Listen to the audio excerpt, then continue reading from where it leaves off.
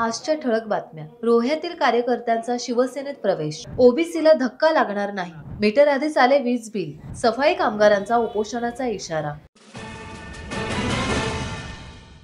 आता पाहूयात बातम्या सविस्तर स्वरूपात। रायगड रोहा तालुका धाटाव येथील RICC हॉल येथे शिवसेना रोहा तालुका पदाधिकारी मेळावा आणि भव्य जाहीर प्रवेश सोहळा सोमवार दिनांक 8 सप्टेंबर रोजी सायंकाळी पार पडला। या मेळाव्यात मंत्री भरत गोगावले, आमदार महेंद्र दळवी यांच्या कार्यप्रणालीवर विश्वास ठेवून रोहा तालुका शिवसेना प्रमुख मनोज कुमार शिंदे यांच्या उपस्थितीत रोठ येथील शिवसेना उबाठा गटाचे शाखा प्रमुख निलेश वारंगे यांच्यासह रोठ, धाटाव, रोहा, ओढतवणे, भातसई पदाधिकारी कार्यकर्त्यांनी शिंदे शिवसेना गटात जाहीर प्रवेश केला।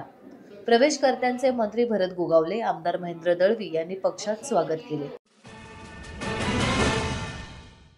सरकारने मराठा आरक्षणाच्या अनुषंगाने काढलेल्या GR नुसार हैदराबाद गॅझेटियरची चौकशी सुरू आहे।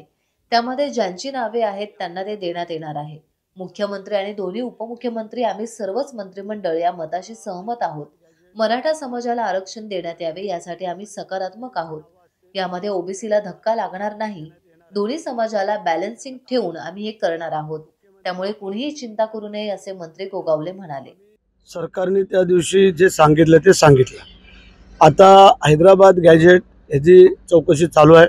त्यामध्ये ज्यांची नावं असतील त्या लोकांना ते देण्यात येणार आहे। याबद्दल काही दुमत असण्याचं कारण नाही आहे।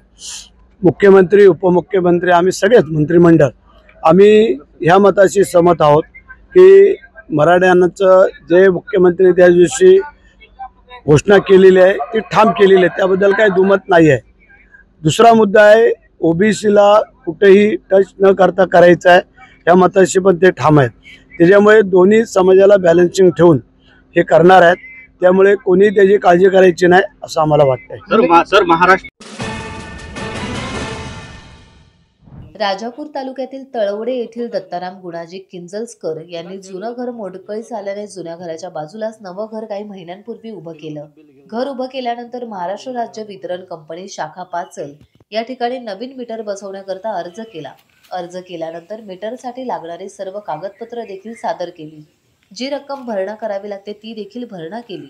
परंतु गेले 4 महिने पाठपुरावा करून देखील मीटर तर बसवला नाही, परंतु 740 रुपयांचं वीज बिल मात्र घरी पाठवल्याने दत्ताराम किंजलस्कर यांना धक्का बसला आहे। मी ॲप्लिकेशन केल्यास 4 महिने झाले, पैसे वगैरे भरून सर्व झालेले आहेत, कोटेशन पण भरलेलं आहे। हे वाचे सारखं ऑफिसला जाऊन मी लक्ष घातलेलं नाही, तरी आता मी हे बिल आलेलं आहे 740 रुपये मीटरचं। मीटर बसवलेलंही नाही तरी देखील बिल आलेलं आहे। बरं, मग आता हे तुम्ही कुणाला सादर केलात का, तक्रार केलात कुठे? तक्रार केली नाही, पण आज जाऊन आलो तिथून, पण असं दिले मी कंप्लेंट। सावंतवाडी शहराची स्वच्छता राखण्यासाठी अहोरात्र कष्ट करणाऱ्या सुमारे 60 कंत्राटी सफाई कामगारांना गौरी गणपती सारख्या मोठ्या सणासुदीच्या काळातही पगार न मिळाल्याने तीव्र संताप व्यक्त होत आहे।